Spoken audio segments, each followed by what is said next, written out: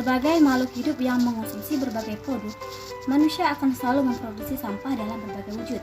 Maka dari itu, pengelolaan yang praktik dan efektif adalah hal yang perlu dilakukan untuk menyikapi sampah, terutama di dalam rumah. Rumah sebagai tempat tinggal tidak boleh terpengaruh akibat buruk yang ditimbulkan sampah, karena pengelolaan yang tidak baik. Satu kondisi yang harus dihindari adalah bau tidak sedap dari tempat sampah yang menyebar di dalam rumah. Selain tidak nyaman, pengelolaan sampah yang buruk bisa mengundang bakteri dan penyakit melalui lalat atau binatang lain yang mencium bau busuk dari tempat sampah. Nah, hal yang perlu kita lakukan adalah memisahkan sampah sesuai dengan jenisnya. Di sini, secara garis besar, kita dapat memisahkan sampah menjadi dua jenis, yaitu ada sampah organik dan sampah anorganik. Nah, siapkanlah dua tempat sampah yang beda di rumah yang dikhususkan untuk setiap jenis-jenis sampah.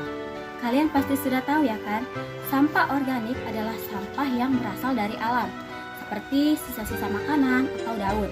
Nah, dengan kata lain, semua sampah yang dapat terurai dengan mudah adalah sampah organik. Sementara sampah plastik seperti karet, kaca, kaleng itu termasuk kategori sampah anorganik. Nah, dengan kita memisahkan sampah organik dan sampah anorganik akan memudahkan teman-teman dalam pengelolaan sampah di rumah. Nah, cara pengelolaan sampah organik yang paling mudah adalah dengan membuatnya seperti pupuk kompos yang dapat teman-teman lakukan untuk berkebun. Dan sampah anorganik dapat didaur ulang seperti kertas, kardus, botol kaca, botol plastik, kaleng, dan lain sebagainya.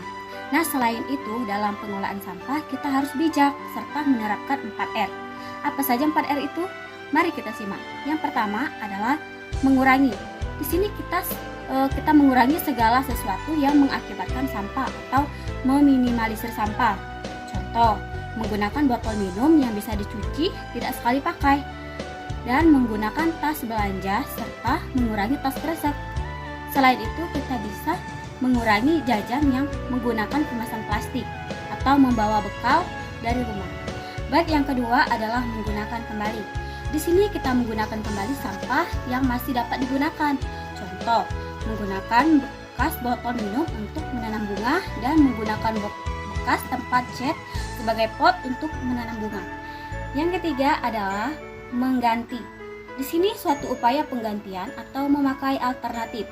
Misalnya, menggunakan sapu tangan untuk mengganti tisu dan menggunakan tas keranjang untuk mengganti tas kresek. Baik, yang terakhir adalah mendaur ulang. Di sini kita mendaur ulang sampah-sampah menjadi barang-barang baru. Contohnya, membuat tas dari bungkus kopi, membuat tikar dari anyaman bungkus deterjen, dan masih banyak lagi seperti membuat kotak tisu bisa dari kertas ataupun koran yang digulung, maupun dari stik es krim. Nah, teman-teman, dalam hal ini kita harus bersikap kreatif serta inovatif dalam penanganan sampah yang menjadi masalah selama ini. Nah, jika kita tidak menanganinya, maka akan menjadi problem bagi kita. Contoh saja, dari bau yang ditimbulkan akan menyebabkan polusi udara. Nah, belum lagi dari segi kesehatan, sampah akan membawa ribuan kuman yang akan menimbulkan ribuan penyakit. Dari penanganan sampah yang tepat, maka akan terciptanya lingkungan yang bersih dan sehat. Nah, teman-teman, di sini pernahkah teman-teman merasa bingung karena banyak sekali botol yang berserakan di rumah? Mau dibuang sayang, namun tidak dibuang malah berantakan.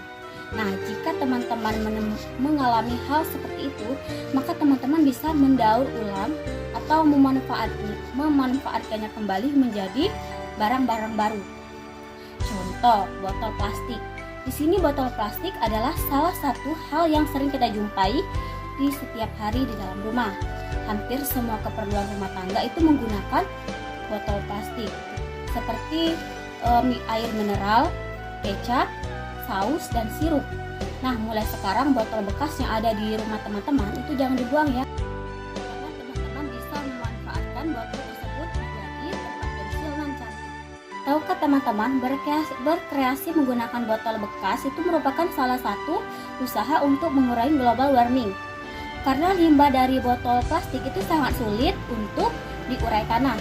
Nah, maka dari itu perlu satu metode untuk mendaur ulang botol plastik. Salah satunya adalah menjadikannya menjadi tempat pensil. Nah, selain itu, dengan membuat tempat pensil, kita jadi bisa merapikan pensil-pensil yang kita miliki, sehingga pada saat dibutuhkan, kita dengan mudah untuk menemukannya. Nah, yuk daripada penasaran, langsung saja kita simak ulasan dan video tempat pensil yang cantik berikut ini. Selamat menyaksikan.